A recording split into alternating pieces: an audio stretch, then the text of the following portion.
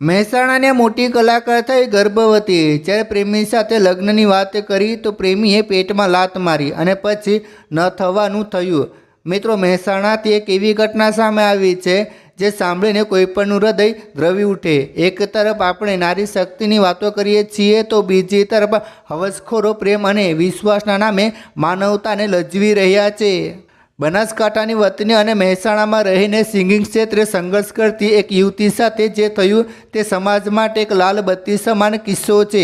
આજના વિડીયોમાં આપણે જાણીશું કે કેવી રીતે એક પરિણીત શખ્સે કુંવારો હોવાનું નાટક કરી આ સંઘર્ષ યુવતીની જિંદગી બરબાદ કરી નાખી।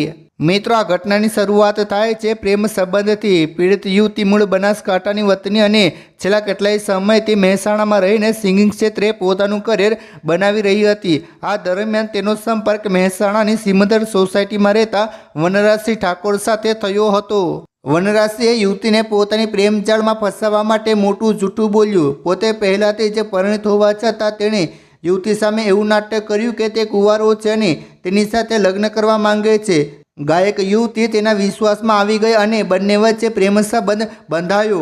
દુષ્કર્મ અને વિશ્વાસઘાત। મિત્રો, લગ્નની લાલચ આપીને વનરાજસિંહે યુવતી સાથે અવારનવાર શારીરિક સંબંધો બાંધ્યા। આ સમય દરમિયાન યુવતીને જરા પણ અંદાજો નહોતો કે જે વ્યક્તિ પર તે ભરોસો કરી રહી છે તે તેને અંધારામાં રાખી રહ્યો છે। પરંતુ પાપનો ઘડો ક્યારેક તો ભરાય જ છે। થોડા સમય પછી યુવતીને જાણ થઈ કે વનરાજસિંહ તો પહેલાથી જ પરિણીત છે અને તેને સંતાનો પણ છે। જ્યારે યુવતીએ આ બાબતે વિરોધ કર્યો અને લગ્ન માટે દબાણ કર્યું ત્યારે વનરાજસિંહે પોતાનું અસલી રૂપ બતાવ્યું। મિત્રો, વાત અહીં અટકી નહીં। યુવતી વનરાજસિંહના શારીરિક સંબંધોને કારણે ગર્ભવતી બની હતી। જ્યારે તેણે વનરાજસિંહને તેના બાળક અને ભવિષ્ય વિશે વાત કરી ત્યારે લગ્ન કરવાના બદલે આરોપીએ તેને બેરહેમીથી ઢોર માર માર્યો। એક ગર્ભવતી મહિલા પર આવો અત્યાચાર કરવો એ કાયરતાની નિશાની છે। મારના કારણે યુવતીની તબિયત અત્યંત લથડી ગઈ। તેને તાત્કાલિક હોસ્પિટલમાં ખસેડવામાં આવી।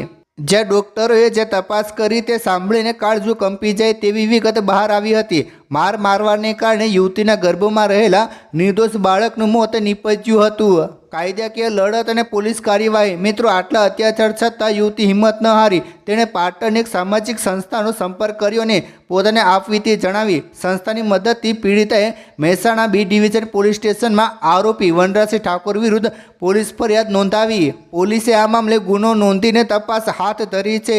જો કે લેટેસ્ટ રિપોર્ટ મુજબ આરોપી અત્યારે ફરાર છે અને પોલીસ તેને પકડવા માટે અલગ અલગ જગ્યાએ દરોડા પાડી રહી છે।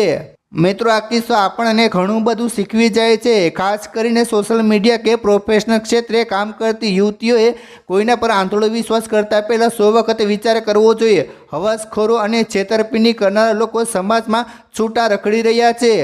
અમે આશા રાખીએ છીએ કે પોલીસ જલ્દીથી વનરાજસિંહ ઠાકોરને પકડી પાડે અને પીડિતાને ન્યાય મળે। તમારું આ વિષય પર શું કહેવું છે કમેન્ટમાં જરૂર જણાવજો અને જેમ બને તેમ આ વિડીયો શેર કરો, વોટ્સએપ, ફેસબુક પર ફેલાવી દો જેથી કરીને બધાને જાણ થાય કે આજકાલ ગુજરાતમાં શું થઈ રહ્યું છે। ધન્યવાદ।